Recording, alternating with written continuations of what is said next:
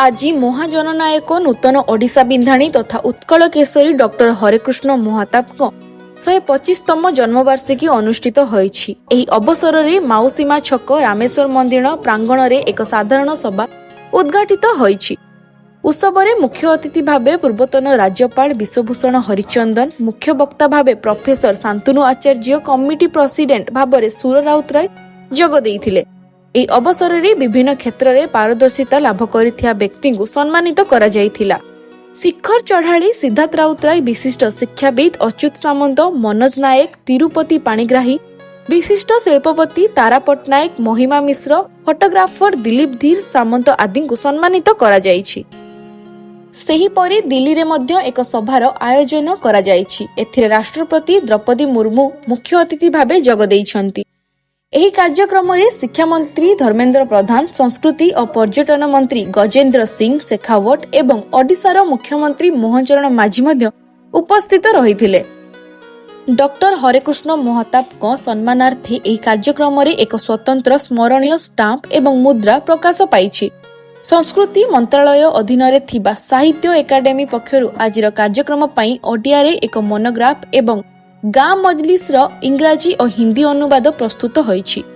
एहा सहित तांको जीवनी उपरे एक प्रदर्शनी संस्कृति मंत्रालय द्वारा आयोजित होईछि।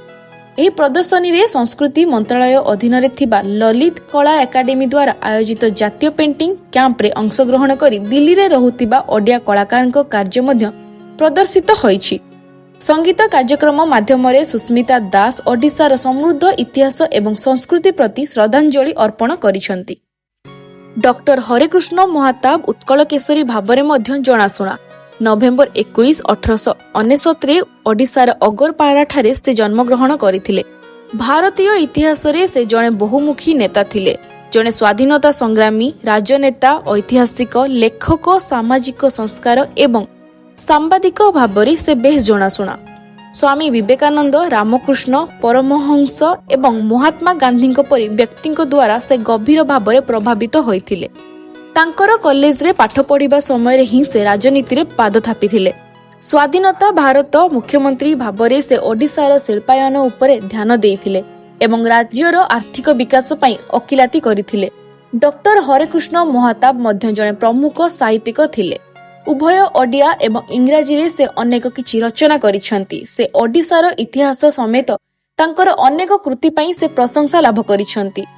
1983 मसिया रे गाँ मजलिस पई साहित्य एकाडेमी पुरस्कार पाइथिले।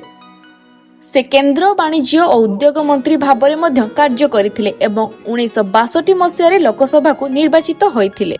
डॉक्टर हरेकृष्ण महाताब तांकर दृढ़ इच्छाशक्ति, सत्यानिष्ठा पई आज भी स्मरणीय।